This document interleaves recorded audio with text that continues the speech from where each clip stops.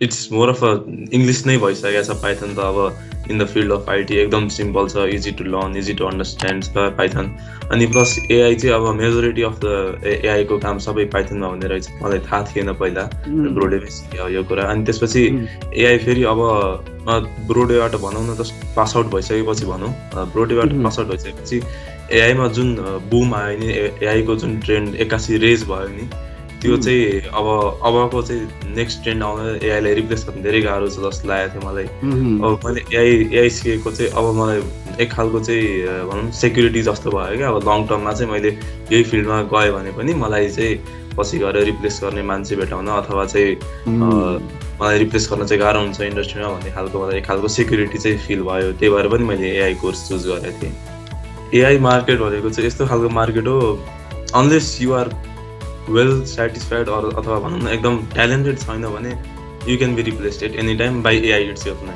जस्तो अब right recently right 1-2 दिन अगाडि मात्र डेभिन भन्ने चाहिँ लन्च भएको छ। त्यसले त रिस्कमा राख्यो नि त धेरैजना मान्छेलाई। एक्ज्याक्टली हो अब त्यस्तो कुराहरूलाई ट्याकल गर्नु चाहिँ अब अभियसली एकदम टाइममा स्टार्ट गर्ने, आफ्नो कम्पिटिटर होइन, अब चाहिँ मेरो कम्पिटिटर, म जेमाथि काम गर्दैछु त्यो मेरो कम्पिटिटर हो। मैले यसलाई पनि इम्प्रुभ गराउनु छ, योसँगै आफू पनि इम्प्रुभ गराउनु पर्ने छ भनेर माइन्डसेट। गर्दै आएको यो स्टुडेन्ट स्टोरी सिरिजमा आज पनि हामी एकजना एकदम यङ एनर्जेटिक एकजना साथीसँग कुरा गर्दैछौँ। उहाँ पनि आइटी ब्याकग्राउन्डबाट बिलोङ गर्नुहुन्छ। उहाँको चाहिँ एकाडेमिक बिसिए हो। सबै कुरा उहाँकै मुखबाट हामी सुन्छौँ। उहाँसँग कुरा अगाडि बढाउनु भन्दा पहिला म यहाँहरू सबैजनालाई रिक्वेस्ट गर्छु, प्लिज हामीलाई लाइक, सब्सक्राइब र सेयर गरिदिनु होला।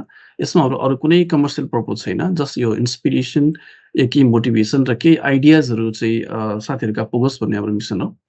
यति भन्दै म हाम्रो आजको गेस्ट अपिलजीलाई वेलकम गर्छु। अपिलजी, तपाईँलाई स्वागत छ यो प्रोग्राममा।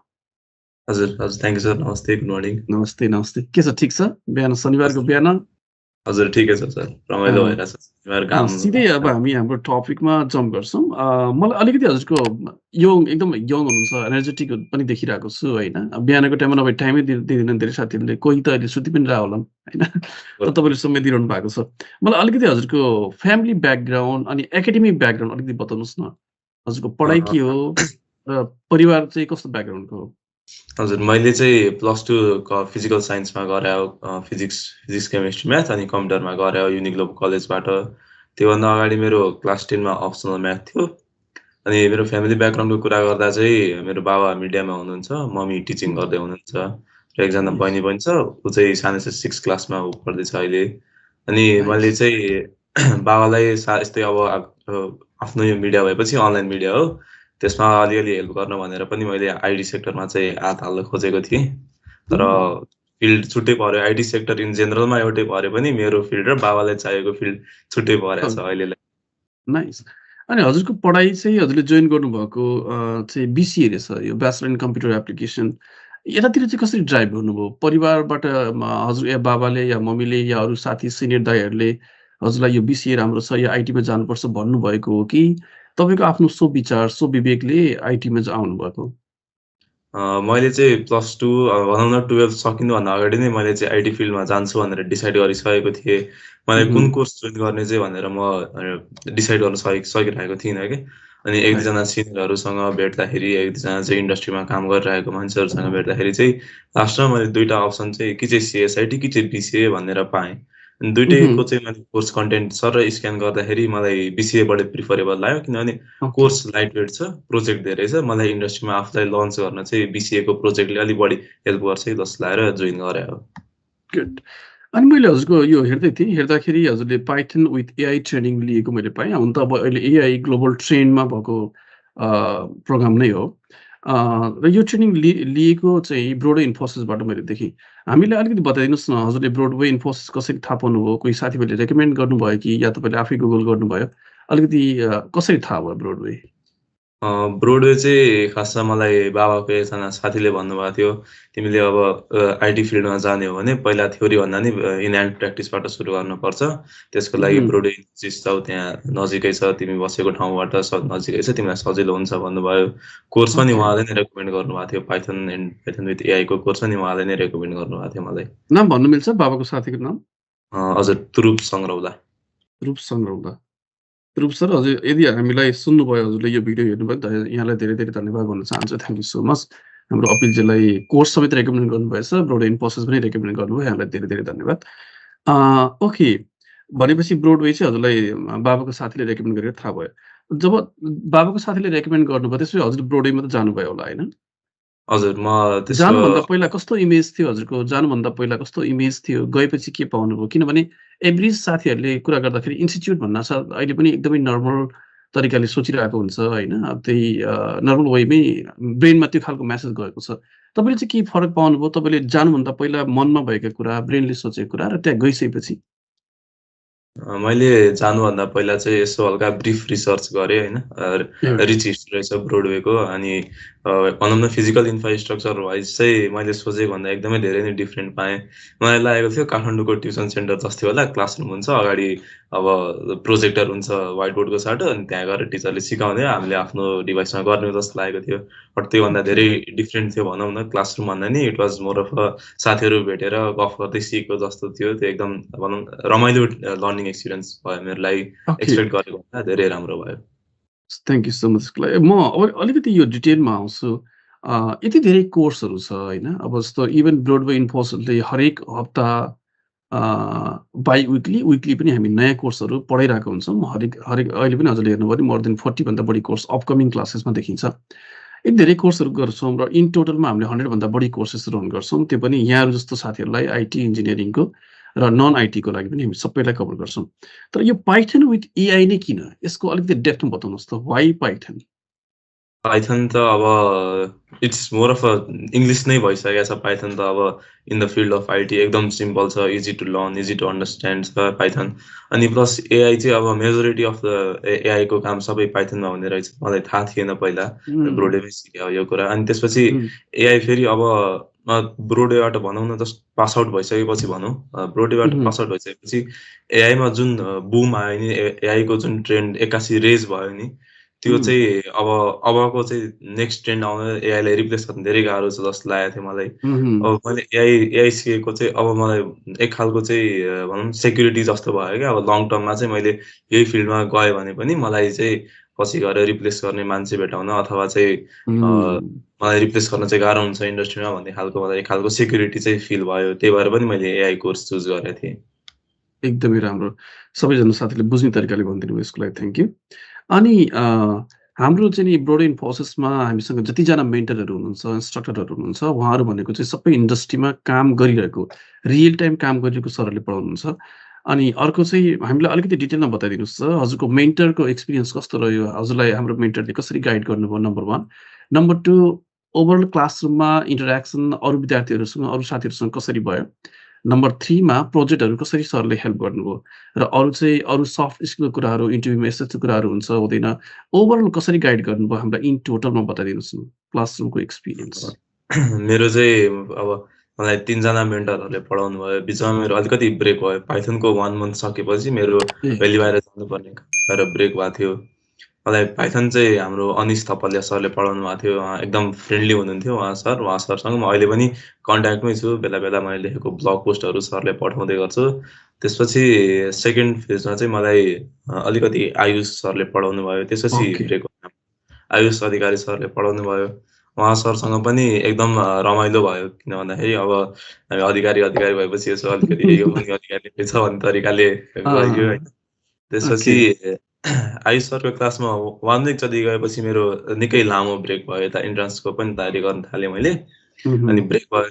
त्यसपछि for a very short time पिरियडमा क्षितिज सरसँग पनि क्लास लिएँ। र क्षितिज सरसँग क्लासमा चाहिँ हामी 4-5 जना मात्रै थियौँ। क्लास चाहिँ एकदम सानो थियो, लाइभ क्लास थियो। लाइभ क्लास भन्दा इन पर्सन क्लास थियो भनौँ मजा न। भयो। Okay, got it. रमाइलो तरिकाले सिकाउनु भयो क्षितिज सरले। त्यसपछि फेरि मेरो ब्रेक भइदियो क्या। त्यसपछि चाहिँ म भेली बाहिर जानुपर्ने भयो। अनि म फर्केर फेरि आयुष सरकै क्लासमा आइपुगेँ। त्यति बेला ए चाहिँ म र अर्को एकजना दाइ मात्रै थियौँ। हामी ओके, क्लासरुममा 3 जना हुन्थ्यौँ। अनि फेरि त्यो पनि क्लास अनलाइन भयो क्या। मेजोरिटी क्लास फेरि बिचमा अनलाइन गराउनु भयो ओके, सरले। ओके, अनि ओके। अनलाइनमा पनि अब सरले त्यो अनलाइन क्लास जस्तो फिल भएन। सरले राम्रोसँग पढाउनु भयो, कन्सेप्टहरू राम्रोसँग एक्सप्लेन गर्नुभयो। भनौँ न मान्छे हुँ। अगाडि नभए पनि अगाडि भएकै जस्तो तरिकाले पढाइदिनु भयो क्या सरले। त्यही भएर चाहिँ मलाई एकदम हेल्प भयो भनौँ न। ओके, एकदम खुसी लाग्यो। वास्तवमा भन्दाखेरि तपाईँ एकदम लक्की हो। किनभने तपाईँले 4 वटा सरहरूसँग, मेन्टरहरूसँग चाहिँ होइन सबैजनाको एक्सपिरियन्स पनि थाहा पाउनुभयो। उहाँहरूको टिचिङ मेथोडोलोजी पनि तपाईँले डिफ्रेन्ट टेस्ट गर्न पाउनुभयो। वास्तवमा तपाईँ लक्की हो। र धेरै इन्स्टिच्युटमा हुन त हामीले ब्रोड एन्ड पसिभ भनेर भनेको होइन। यसरी 1, 2, 3, 4 जतिखेर भन्यो त्यतिखेर हामीले क्लासरुम म्यानेज गरेर इन्स्ट्रक्टरहरू मेन्टेन गराउनु पनि धेरैमा चाहिँ हुँदैन। तपाईँ टाइममा आउनु भएन, तपाईँले गर्नु भएन, ब्रेक भयो, तपाईँको कारणले भयो भन्छन्। त्यो चाहिँ हामीले सकेसम्म यहाँहरूलाई सपोर्ट गरिरहेको जस्तो हामीलाई फिल हुन्छ। एनिवेज अर्को भने चाहिँ तपाईँको पढाइ भर्खर बिसिए हजुरको फर्स्ट इयरमा रनिङ हुनुहुन्छ, यानि कि फर्स्ट सेमेस्टरमै तपाईँ हुनुहुन्छ। तर तपाईँले यति छिटो नै हजुरको पाइथनको ट्रेनिङ लिएर आई थिङ्क तपाईँ काम पनि गर्न स्टार्ट गरिसक्नु भएको छ जस्तो मलाई लाग्छ। हजुर हो। कसरी यस्तो खालको यति छिटो नै तपाईँलाई यो आइडिया भयो कि म सिकिहाल्नुपर्छ, गरिहाल्नुपर्छ भन्ने कुरा चाहिँ? धेरै साथीहरू त ग्रेजुएट भइसकेर गर्दाखेरि पनि 8 सालसम्म वेट गरेको देख्छु मैले। मैले पर्सनली पनि धेरै साथीहरूसँग कुरा गर्छु। कसरी यो हजुरको फर्स्ट सेमेस्टरमै हजुरले पाइथन ट्रेनिङ लिएर फेरि जबमा पनि गइसकेको? अलिकति बताउनुहोस् त यो? कुनै पनि फिल्डमा जाँदाखेरि मान्छेले के सिकेको छ, के गरेको छ भन्दा पनि उसको मेजोरिटी एक्सपिरियन्स हो। अब मैले चाहिँ ग्रेजुएट भएर निस्किँदाखेरि 4 इयर्स एक्सपिरियन्स त अब नहोला, 4 इयर्स नै एक्ज्याक्टली त एक्सपिरियन्स नहोला। अब बिचमा केही गरी अब अहिले गरिरहेको जब छोड्नुपर्ने अवस्था आउन सक्छ, के हुन सक्छ। तर जब मलाई कलेजले चाहिँ इन्टर्नसिपमा अब लान्छ नै, कलेज त बिसिए पढेपछि कलेज जब मलाई इन्टर्नसिपमा लान्छ नि, मलाई त्यति बेला अहिलेको भन्दा मेरो पियरहरू उनीहरूले अब लेटेस्ट कन्सिडर उनीहरू चाहिँ इन्टर्नसिपमै वेट गरिराख्यो भने उनीहरूभन्दा त म अलिकति इन्डस्ट्रीमा एक लेभल भए पनि माथि आउन पाएँ नि त। एक्ज्याक्टली। मलाई एक्सपिरियन्सले चाहिँ भनौँ क्लासरुममा गएर सिक्नु इज कम्प्लिटली थ्योरिटिकल लजिक, अनि त्यसलाई अप्लाई गरेर एक्सपिरियन्स निकाल्नुले चाहिँ मान्छे निखार्छ जस्तो लाग्छ क्या मलाई। अनि मलाई के लागेको थियो भने अब जे भए पनि आइटी फिल्ड मात्र बुम भइरहेको होइन कि आइटीमा मेन पावर पनि धेरै नै इन्क्रिजिङ रेटमा छ। त्यस्तो केसमा चाहिँ मैले इन द लङ टर्म मैले मार्केटमा आफूलाई इस्टाब्लिस गर्न सकिनँ भने मैले चाहिँ एउटा सर्टिफिकेटको लागि मात्र क्लास लिएको जस्तो हुन्छ मलाई फिल। अनि त्यसैको लागि मैले इमिडिएटली जब हन्ट गर्न सुरु गरेको थिएँ। यसमा पनि मलाई बाबाले धेरै हेल्प गर्नुभएको थियो। अनि अहिले चाहिँ म इन्टर्नसिपमा छु, इन्टर्नसिप पिरियड सकिन आँट्यो अब चाहिँ। गुड, एकदमै खुसी लाग्यो। तपाईँले सुनिरहेको साथीहरू होइन, तपाईँको यही सिमिलर एजको साथीहरू या तपाईँहरूभन्दा जुनियर या अरू कोही भर्खर बजारमा आउन खोजिरहेको, आइटीमा आउन खोजिरहेको साथीहरूलाई के भन्नुहुन्छ? कुन टाइममा गएर सिक्यो भने बेस्ट हुन्छ तपाईँको आफ्नो नलेजको हिसाबले? उहाँहरूलाई के मेसेज छ? मेरो speaking of me personally I think जुन त्यो क्लास 10 पछिको जुन 3 मन्थ्स ब्रेक हुन्छ नि, त्यसमा खतरा हुनुपर्छ भन्ने छैन, बट बेसिक कुराहरू चाहिँ अब 11-12मा गएर त C++ पढ्नु नै छ, अलिकति HTML, CSS, जाभास्क्रिप्ट पढ्नु नै छ। त्यसको अलिकति बेसिक कन्सेप्ट त्यो 10 क्लासको ब्रेकमै लिने हो भने चाहिँ हामीलाई लङ टर्म इन्डस्ट्रीमा पनि हेल्प हुन्छ। प्लस त्यो 12को जुन 6 मन्थ ब्रेक हुन्छ त्यसलाई राम्रोसँग युटिलाइज गर्न सक्ने हो भने चाहिँ हामीले म ब्याचलरको इन्टर्नसिपसम्म वेट गर्छु भनेर पर्खिनु पर्दैन, as long as you practice it regularly. Wow, nice. यो चाहिँ अहिलेसम्मको मैले तपाईँहरू साथीहरूसँग कुरा गरेकोमा एकदमै नयाँ र एकदमै युजफुल चाहिँ तपाईँले इन्फर्मेसन दिनुभयो। तपाईँको त्यो एसइएको टाइम र पछि +2 पछिको त्यो टाइम, त्यो ग्यापमा सिक्यो भनेदेखि चाहिँ हजुरको ब्याचलरमा अति इजी हुन्छ भन्ने कुरा गर्नुभयो। एकदमै राम्रो यो सल्लाहको लागि थ्याङ्क यू सो मच। ठिक छ। अरू चाहिँ हजुरको हामीलाई भनिदिनुहोस् न, धेरै साथीहरू कन्फ्युजमा छन् कि अहिले अब 100औँभन्दा बढी इन्स्टिच्युटहरू काठमाडौँमा, ललितपुरमा, भक्तपुरमा र ओभरअल नेपालमा रनिङ छ। काठमाडौँ नेपालको मेन सिटीहरूमा राम्रो इन्स्टिच्युटहरू पनि रनिङ छ। मान्छेमा कन्फ्युजन छ। ट्रेनिङ लिनु पर्यो भने वाइ ब्रोडवे इन्फोसिस नेपाल? तपाईँको आँखाबाट चाहिँ वाइ ब्रोडवे इन्फोसिस? अब ब्रोडेको मैले अघि पनि भने रिच हिस्ट्री छ, लङ रनिङ छ। ब्रोडे 2008 देखि नै रनिङ रहेछ। अहिले अब हामी अबको आइटी मेन पावर भन्दा त आई गेस ब्रोडे अब त बुढो नै भइसक्यो अबको आइटी मेन पावरसँग कम्पेयर गर्ने हो भने त। त्यो हेरिकन अब मैले अघि पनि भने त्यहाँ एक्सपिरियन्स भएको टिचरहरूले पढाउनुहुन्छ।